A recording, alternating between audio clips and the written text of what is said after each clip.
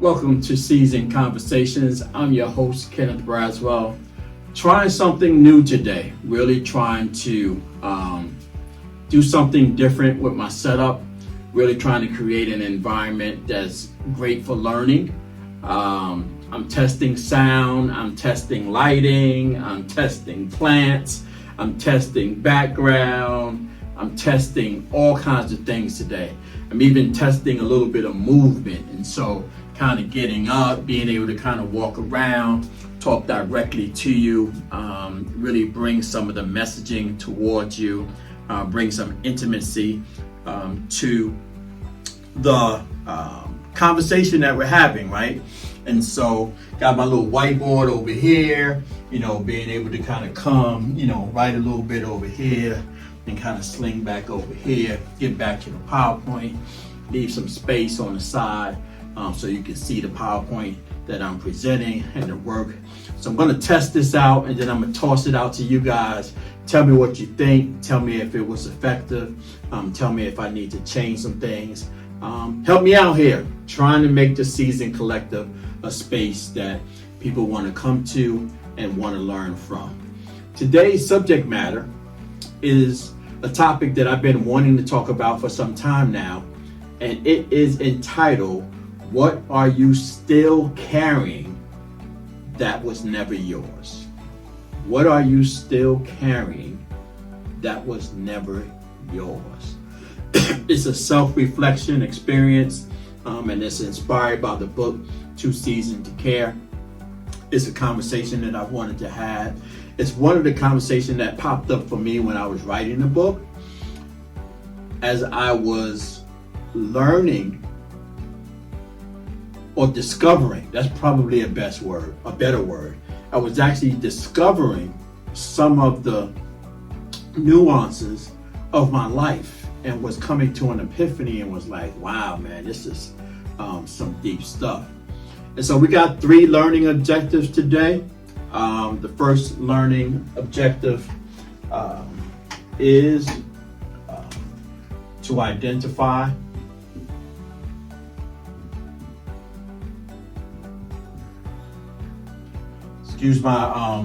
excuse my writing. I'm also testing to make sure that you can actually see the words that are coming out of my mouth, or at least on this board. The other one is evaluate.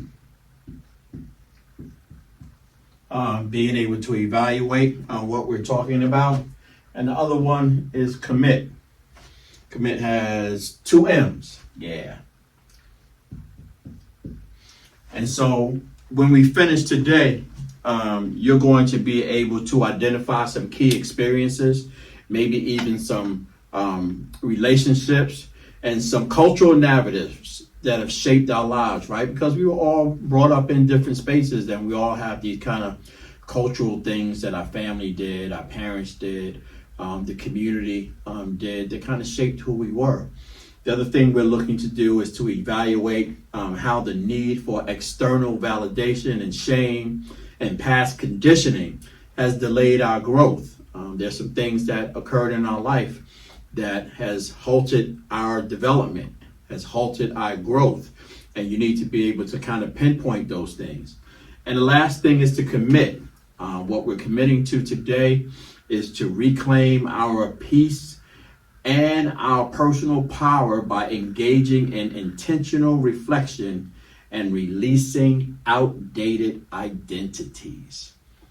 If you have my book, Too Seasoned to Care, and you have gotten through most of it, if you have gotten to the end, you will notice that at the end of the book, I have written letters to my younger selves.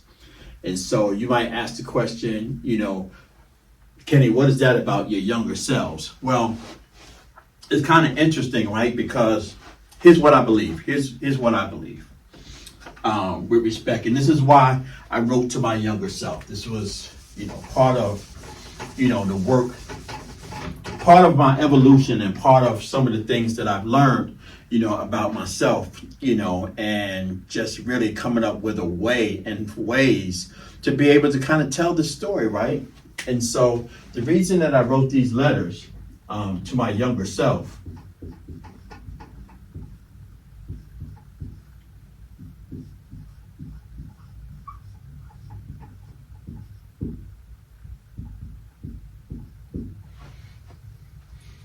letters is because typically when you engage in these activities, they will tell you to write a letter to yourself, right? Write a letter, to someone who hurt you. Write a letter to someone who's done you wrong. Write those kind of letters. And what I really wanted to do and what I realized is that if I think about my younger self, if I wrote a letter today at 63 years old, would that letter resonate the same way with my 7-year-old self as it would relate to my 42-year-old self, who would be able to interpret that letter a little different, right? And so my theory is that in life, not only do we change in life, but we literally transform in life. And that every 7 years of our life, we literally transform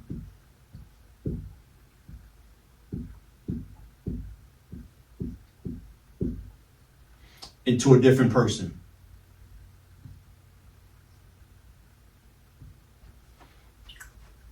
So at 7 years old, we are totally different and a totally different person at 14. 14, we have literally evolved into another person.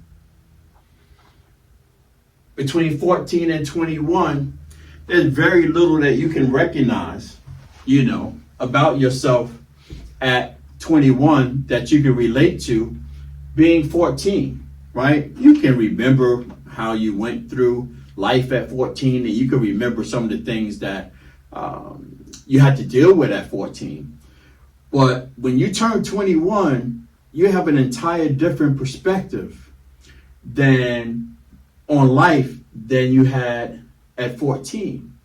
And so when I thought about writing these letters to my younger self, I had to really kind of think about who I was going to write to and what version of myself I was going to write about. And so what I decided to do was to write 7 letters.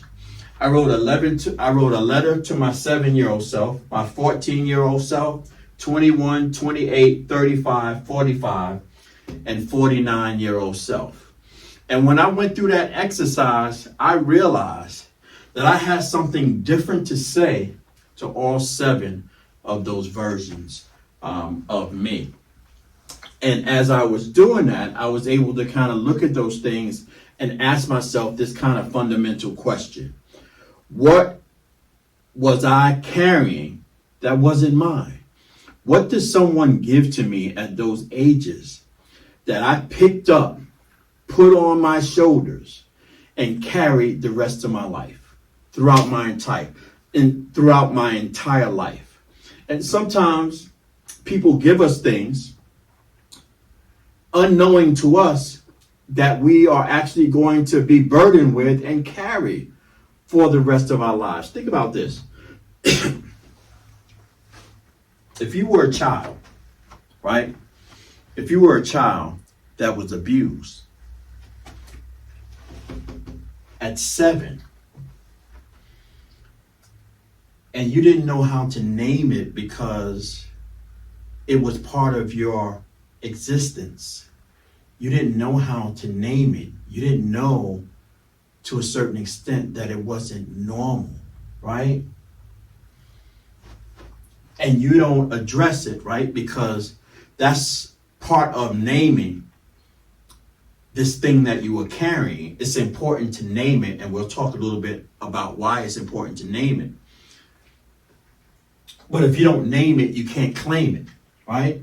And so if you can't name it here, you're probably going to carry it here.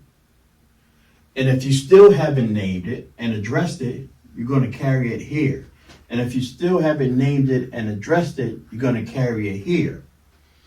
When you become more mature at a later age, you might decide something's wrong.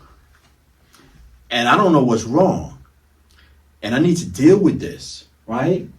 And so we go and we seek therapy, right? And what happens when we go to therapy is they start asking questions. And literally in those questions, what they're attempting to do in this line of questioning is take you back to determine what is it that you were given, what happened to you here that's impacting you here, right? That's the work. I'm not a therapist. I am a certified life coach, so I understand tracking. I understand tracking back. And I understand moving people forward with that understanding, right? And so when you walk back, one of the questions you have to ask yourself when you walk back is that thing that you're carrying, who gave it to you? You have to address that. You have to answer the question, who gave it to you? That thing can be a lot of things, right? And why are you still holding on to it? At whatever age you happen to be, since we're talking about the seasoned people, right? So the seasoned conversation we're having, or the seasoned conversation that I want to have,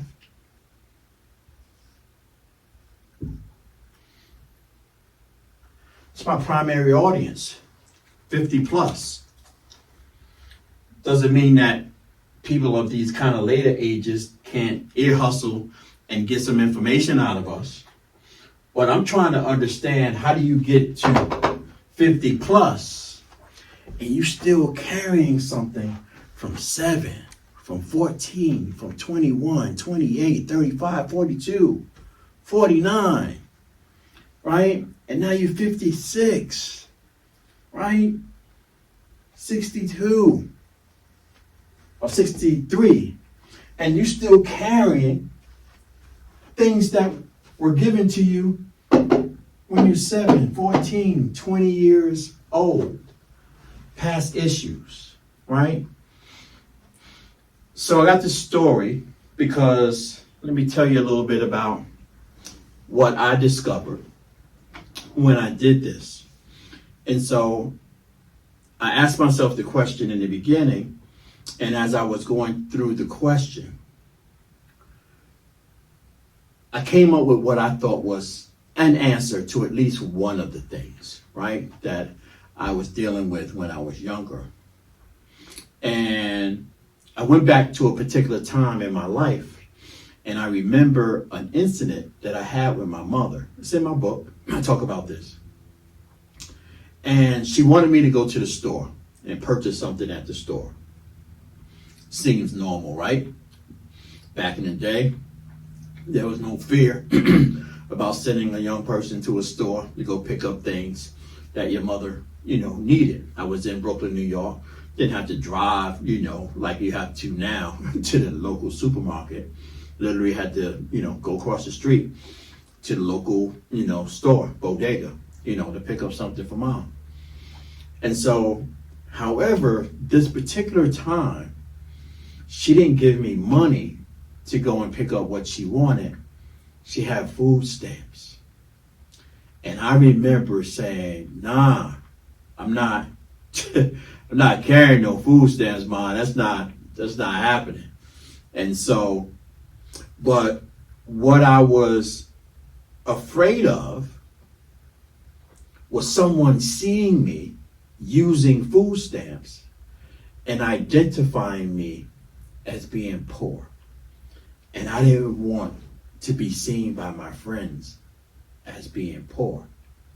Now, the question I had to ask myself when I thought about this is, who told me I was poor?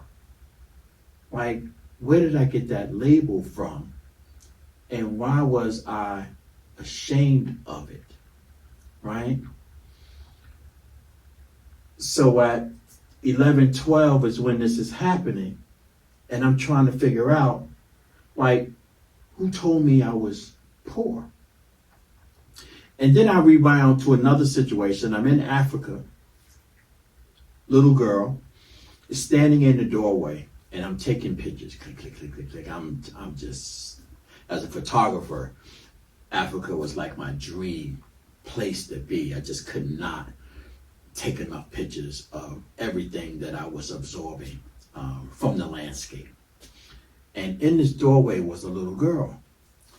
And this little girl that you're looking at right now on the screen, this is her. She was standing in the doorway. Her name is Gloria. Oh my goodness, her skin tone, her eyes, her mannerisms were just the most beautiful thing you could see in a little black girl. And I just could not take enough pictures of her. But while I was taking pictures of her, she was just standing there. You don't see this smile, because I was trying to edge her on, trying to get her to smile. She had a different look on her face. And what it made me think about was all those times that I woke up in the middle of the night and those commercials used to be on. Remember those commercials? And those commercials would be telling you that you could send $20 to like feed a person for 3 months, and they were trying to pull on your heartstring by telling you how poor they were.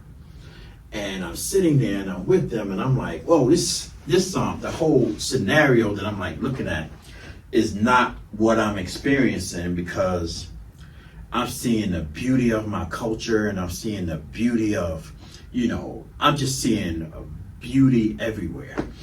And I thought to myself, this little girl doesn't even have a concept of being poor. So what she's being described as in her mind is not her reality.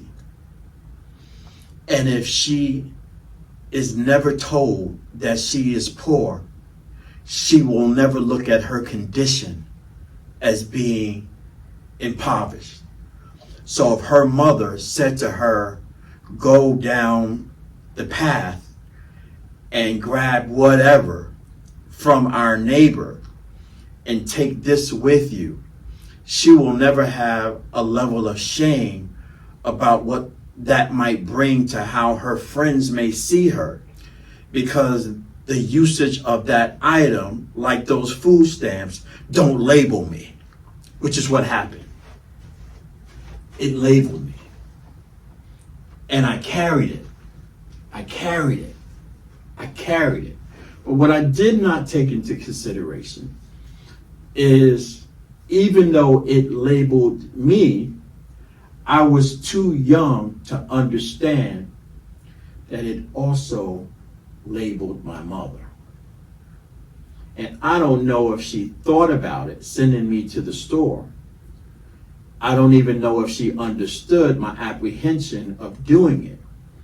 But at that moment, I had to stop to think about, until someone told me that using food stamps was a deficit to my value, I did not know any other behavior to exhibit. But somewhere down the road, someone made me think and believe that using those were akin to me being lesser than my friends. So let's go to the lab. Get your pens, get your paper. Think about this, right? Think about what I wrote up here on this board. And what I want you to do right now is, I want you on your pen and pad is to begin to start thinking. Pick an age. Don't try to scan your entire life right now. Pick an age. Go to 14, maybe even 21. Go to 14 or 21. And think about what you're carrying today, that you've been carrying on your shoulders since 14 and 21. You're carrying it forward. And you're now 50 plus, or whatever age you are on this end. But somebody gave you something here, and you're still carrying it. Here's some examples, just in case you're struggling with this. For boys, when did people begin to start saying to you, don't cry, and if you cry, you're weak? Right? Who told you that? Right? Who began to establish that in your life? For ladies, it can be for men as well. Who told you that because your hair wasn't a particular texture, that you weren't beautiful? Right? Who told you that? Where did you pick that up from? Right? Think about the clothing you all wore to your school. Think about the trendy and the thing that trendy kids were wearing. Think about how you felt when your family wasn't able to give you those kind of trendy things, right? So let's take a break, give you a 5-minute pause, and then we're gonna come back on the other side and pick this up.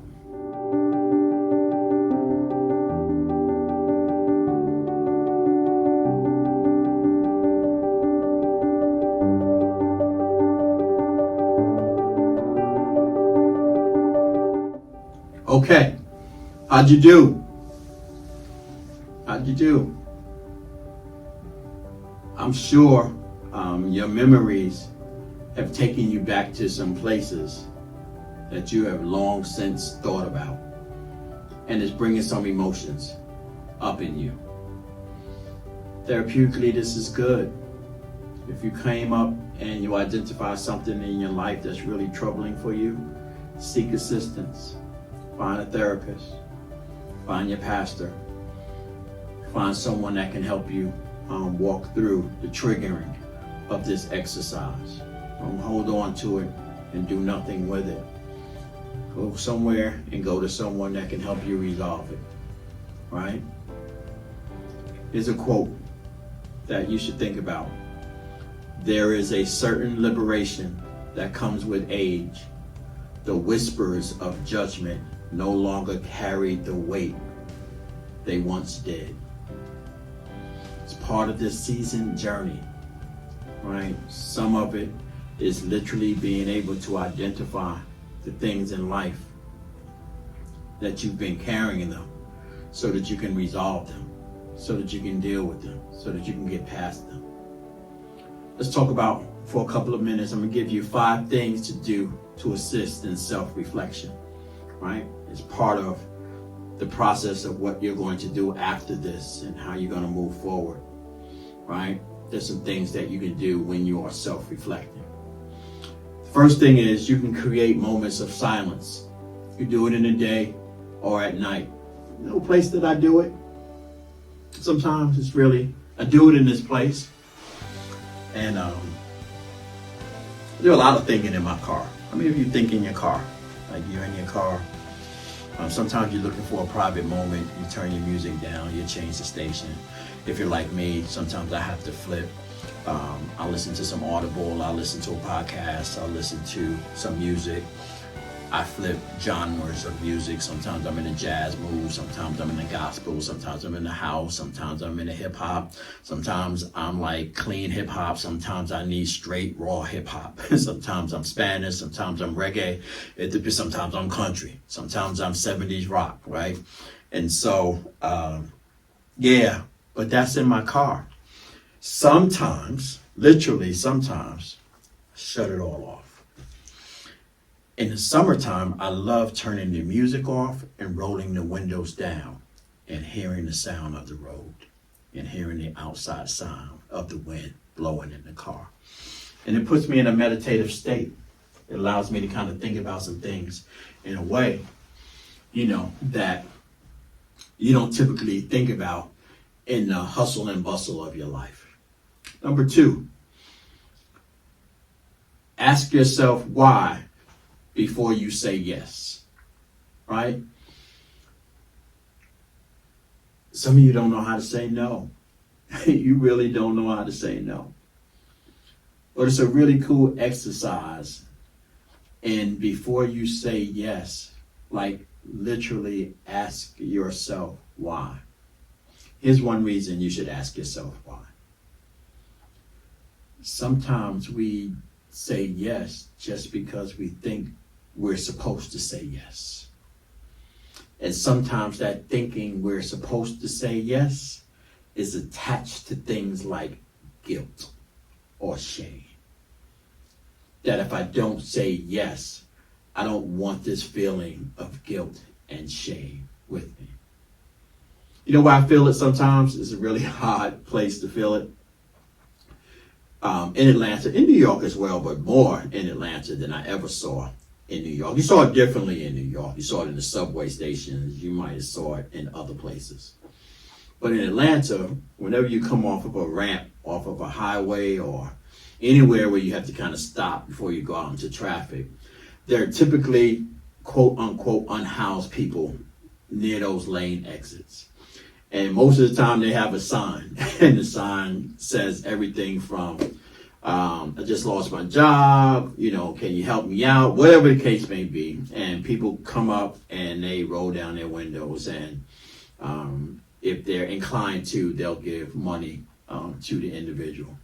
But it's amazing because every time I come off a ramp and I see that, I feel a little guilty if I don't do it. Now, I have a heart of kindness and compassion. I literally want to. But there are these times where, because you are approaching that situation, you kind of feel like you have to.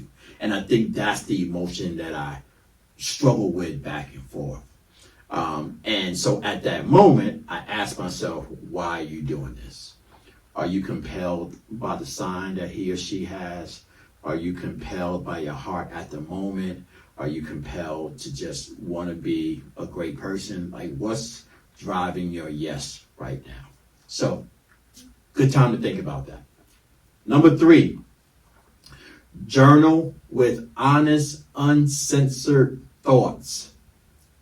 Journal like you know for sure that no one will ever read these words that you're writing on paper. This journal is your ultimate friend. The friend that will never, ever, ever reveal your secrets. And talk to that journal like that.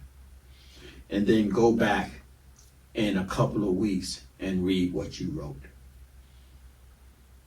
Sometimes that will tell you something about yourself. Number 4, name emotions without trying to fix them. What kind of emotions are you dealing with? What's like bothering you at the moment, right? Are you mad? You angry? You're happy, right? You're joyful? You're grateful? Whatever those things are. But kind of name that emotion so when you feel it, you know what it is. And you know how to respond, to it. Anxiety, nervousness, right? Be more mindful of the emotions that you're dealing with in a particular moment, so you have a better grasp on how to deal with it when it's happening with you, right? It works, trust me. Self-reflection. Self-reflection really is slowing your life down and being more mindful. You've heard a lot of people talking about mindfulness. Mindfulness broadly talks about a lot of different things, but the essence of mindfulness is literally and simply be in the moment. Be in the moment. Slow yourself down and be in the moment. Lastly, revisit your childhood with curiosity, not blame. Right? And so when you go back to 7, when you go back to 14, revisit some of the things that have happened in your life, but try to take away the blame of why this has occurred to me or why this happened to me. Take away the blame a little bit and just explore your youth. Sometimes it's fun just to go back and reminisce and think about life when you didn't have any responsibilities, when things were just fun and you could just do, right? It's probably hard to go back, but try it. Look for some happy spaces. This whole exercise is not going back to treasure trove for bad experiences. I want you to go back and look for the good ones too, because the good ones are healing. The good ones will also tell you something about yourself.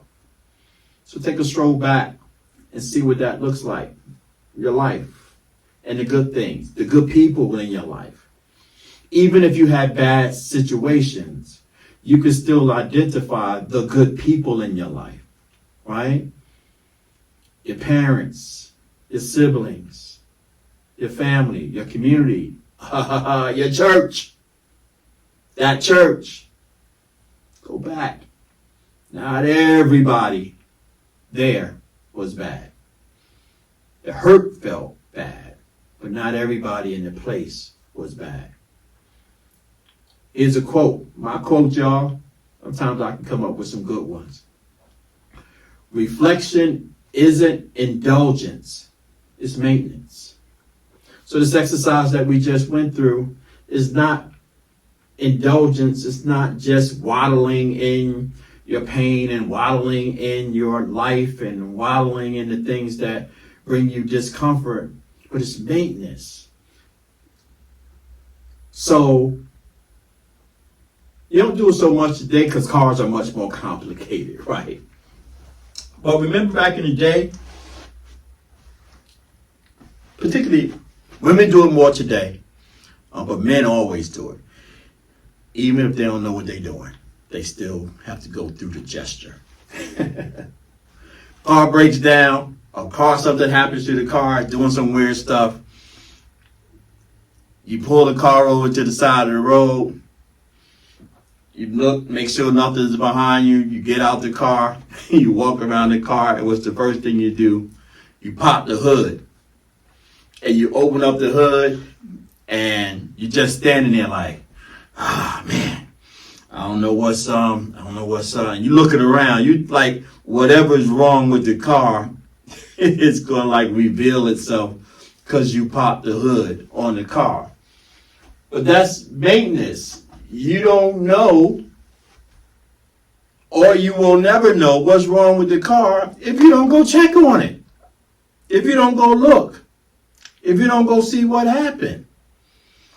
So if you need to indulge in your life and indulge in the things that were part of your life, that work is part of the maintenance of your life. You have to indulge yourself. And I know sometimes it's hard. You don't want to go back, but you do. And as a result of that, you self-actualize, right? You become aware. You become aware why you so quick to trigger, why you sad at this moment, why you don't like this situation, why you don't like to go there, why you don't like to do this, right? Know thine self. But the only way you could do that is explore thine self. That's what I'm encouraging you tonight. That's what's helping you to then go back and find and understand those things that you're carrying today that somebody put on your shoulders a long time ago. And then you have to name it. And then you have to claim it so that someone can help you do something about it. But here's 3 major reasons people don't reach self-actualization. This is your hesitation. And this is what I want to break you out. I want to break you out of this hesitation around your self-actualization.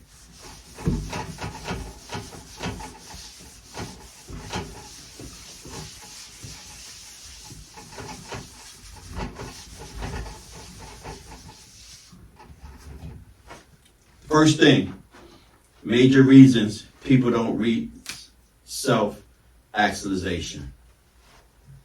Number 1. Let's put the dot in the wrong place, y'all. Number 1. Fear of being alone. You don't want to know about yourself because you don't want to be alone, right? And so when I'm talking about alone here, I'm talking about you don't want to feel like you're the only one and that you now have something that no one will understand. The fear of being alone with your own truth. You got to be able to be okay with being alone with your own truth. But the work is in taking that truth and carrying it forward so that someone else can help you carry the burden and lessen the burden.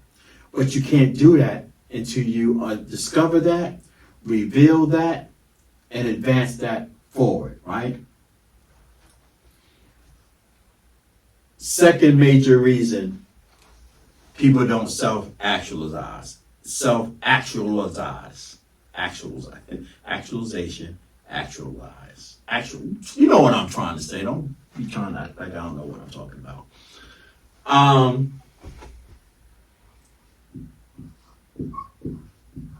Overvalue of title.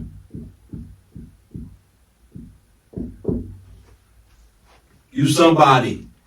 You somebody that in your mind you keep saying to yourself, well, I'm Dr. So-and-such. I can't be like thinking about this. I'm Mr. So-and-such. I can't be thinking about doing this. I'm the vice president of blah, blah, blah, blah, blah. I can't be thinking about this, right? I'm pastor. I'm reverend, such and such and such and such. I'm professor, such and such and such and such, right? And so we got these titles that won't allow us to self-actualize, right? And so we put so much value on them that we can't even come into actualization of our lives, right? And then lastly, attachment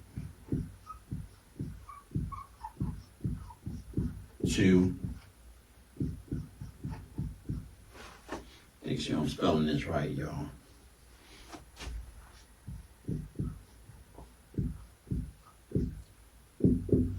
Attachment to external things. Living to be seen is the enemy of becoming who you truly are.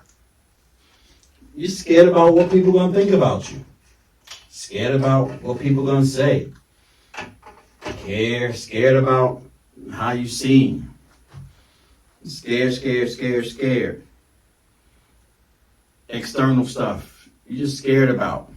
You can't release it because if you release it, you believe that it says something about you if you release it.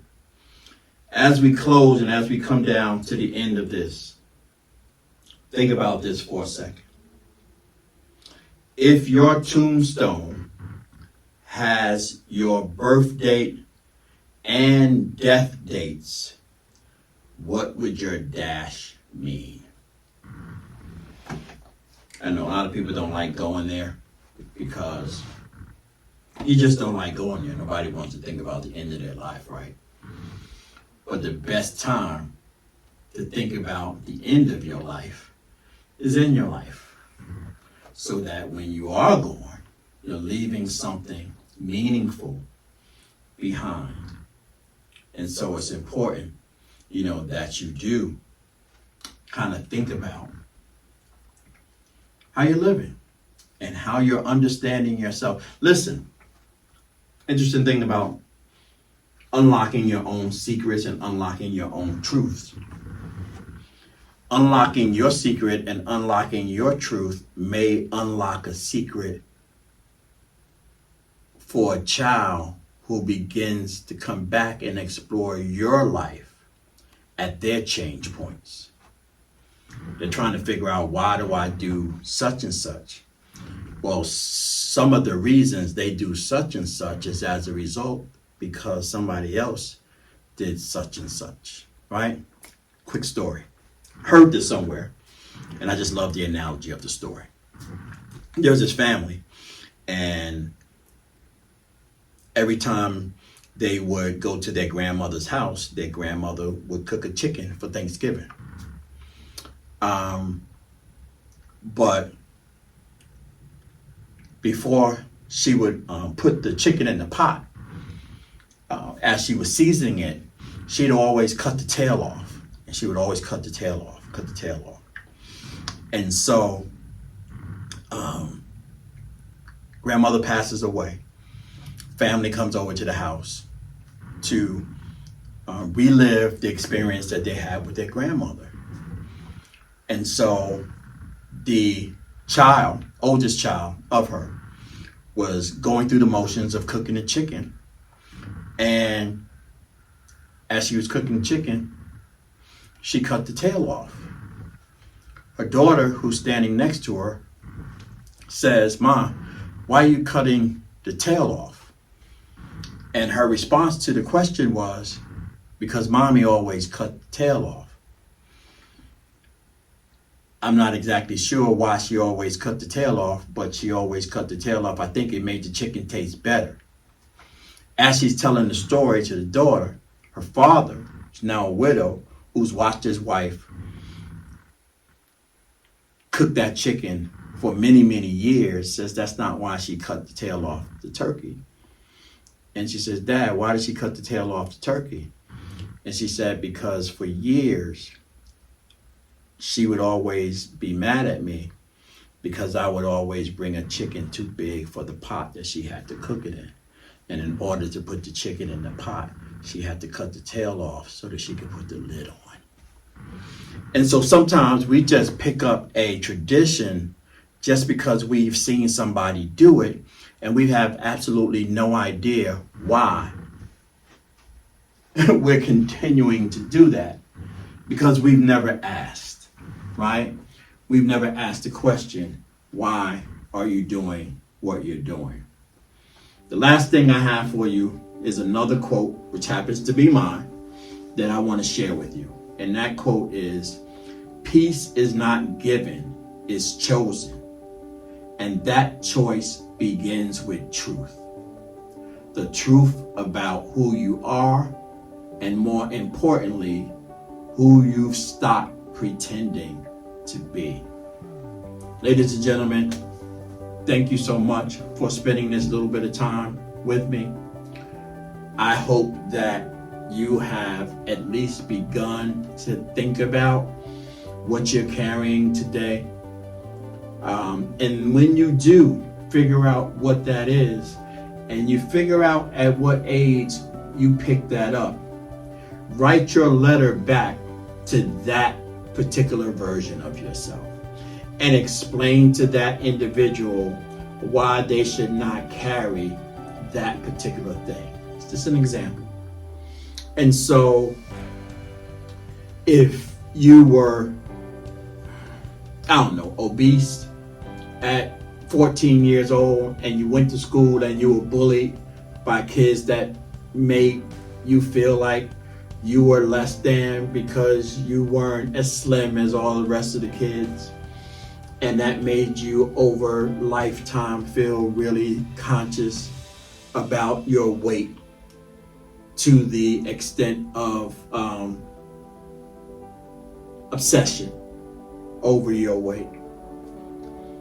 If you know where you picked that up from, write that letter back to that version of you and explain to that version of you why they should not pick that up. Inspire them and give them affirmation on, no matter what you look like, you are still beautiful, you are still worthy, you are still necessary, you are still needed. And I guarantee you that as you pour the words into that letter to heal that version of yourself, you will also heal this version of yourself. I'm Kenneth Braswell. This is the Season Collective. Till next time, I love you, and there's absolutely nothing you can do about it.